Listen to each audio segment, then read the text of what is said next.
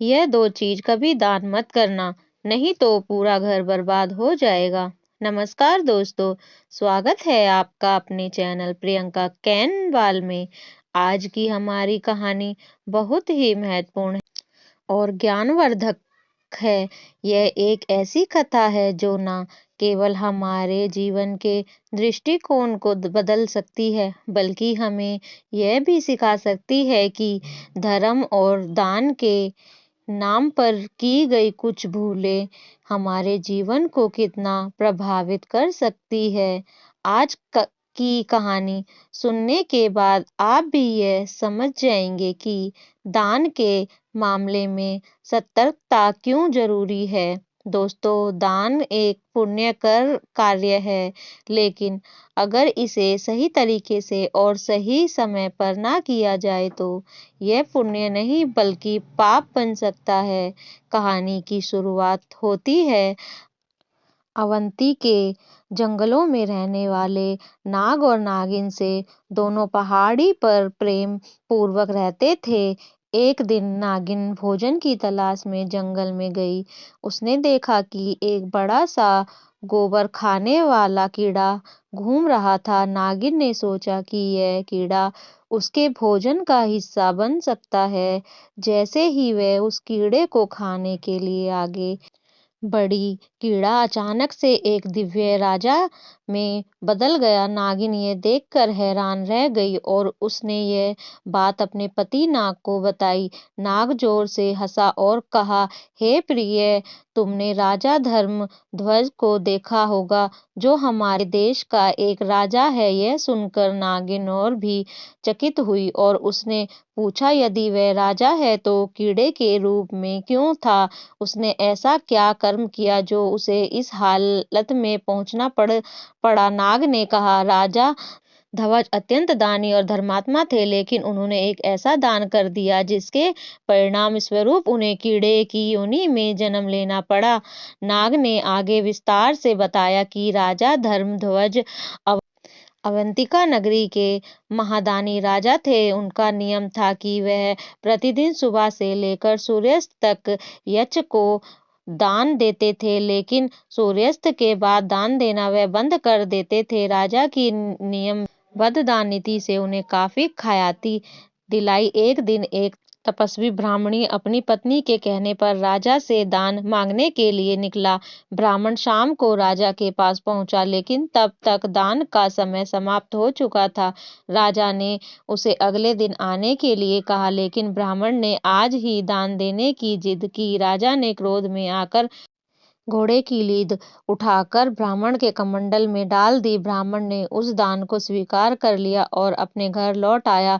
उसने वह लीद अपने घर के बाहर रख दी। भगवान की कृपा से वह लीद धीरे धीरे बढ़ती चली गई और वर्षों में एक विशाल पहाड़ बन गई। ब्राह्मण और उसकी पत्नी यह देखकर अंशभीत थे, लेकिन उन्होंने इसे छुआ तक नहीं। ब्राह्मण ने समझा कि यह राजा द्वारा किए गए दान का फल है, जो अब हजारों गुना होकर लौटा है और इसे अतः राजा को ही भोगना पड़ेगा। 22 वर्षों बाद राजा धर्मध्वज जंगल में शिकार के लिए गए। शिकार ना मिलने पर वह ब्राह्मण की कुटिया में रात बिताने रुके। अगले दिन सुबह उन्होंने ब्राह्मण के घर के बाहर लीत के विशाल पहाड़ को देखा। राजा ने ब्राह्मण से इसके बारे में पूछा। तब ब्राह्मण ने राजा को पूरी घटना याद दिलाई। राजा को अपने कर्म याद आए और वह भयभीत हो गए। राजा ने ब्राह्मण से पूछा कि इस पाप से कैसे बचा जा सकता है। ब्राह्मण ने कहा कि यह दान का फल है, जो अब राजा को स्वयं भोगना पड़ेगा। लेकिन राजा की विनती पर ब्राह्मण ने एक उपाय बताया। उसने कहा कि यदि राजा अपनी निंदा करवाए तो यह पाप कम हो सकता है। निंदा जितनी अधिक होगी, लीत का पहाड़ उतना ही छोटा हो जाएगा। ब्राह्मण ने राजा को सुझाव दिया कि वह राज्य के कुल पुरोहित की कन्या को अपने महल में लाए और लोगों को यह समझने दे कि राजा ने गलत काम किया है, लेकिन राजा को उस कन्या के प्रति सम्मान रखना होगा और उसे अपनी बेटी की तरह पालना होगा। निंदनीय कार्य से राजा की बदनामी होगी, जिससे लीद का ढेर घटने लगेगा। राजा ने उपाय के अनुसार अपने कुल पुरोहित की सुंदर कन्या को जबरदस्ती महल में लाकर रखा। उन्होंने अपनी रानी से कहा कि उस कन्या को अपनी बेटी की तरह पाले। यह खबर पूरे राज्य में आग की तरह फैल गई। लोग राजा की निंदा करने लगे।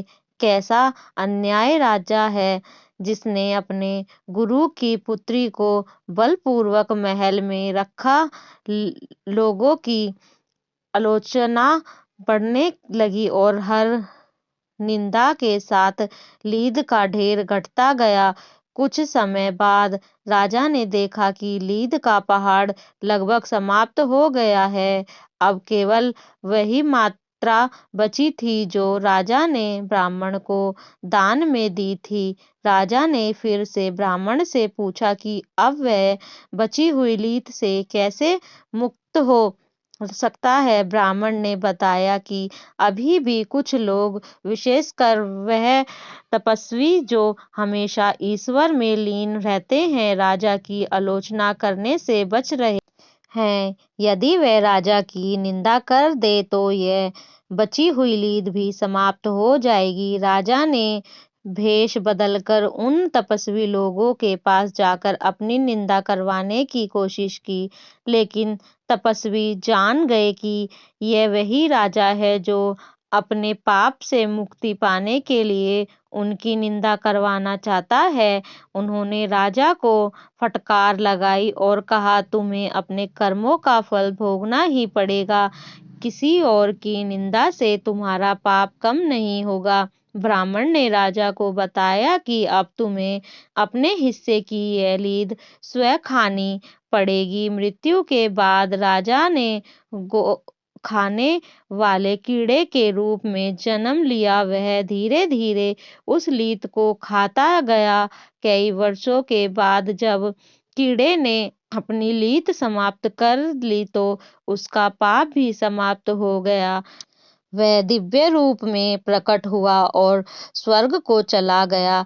इस कथा से हमें यह सीख मिलती है कि एक दान हमेशा सोच समझ कर करना चाहिए। अनुपयोगी या अपमानजनक वस्तु का दान देना पाप है। 2 क्रोध और अहंकार में किया गया दान घातक हो सकता है। 3 दान का फल हजारों गुना होकर लौटता है, चाहे वह अच्छा हो या बुरा। दान एक पवित्र कार्य है, लेकिन इसे सद्भाव, शुद्ध मन और सही वस्तु के साथ करना चाहिए। तो दोस्तों, यह थी आज की कहानी। अगर आपको यह कथा प्रेरणा लगी हो तो हमारे चैनल को लाइक, शेयर और सब्सक्राइब जरूर करें। कमेंट सेक्शन में अपनी राय जरूर दें। अगली बार हम फिर मिलेंगे एक नई कहानी के साथ। जय श्री कृष्णा। धन्यवाद।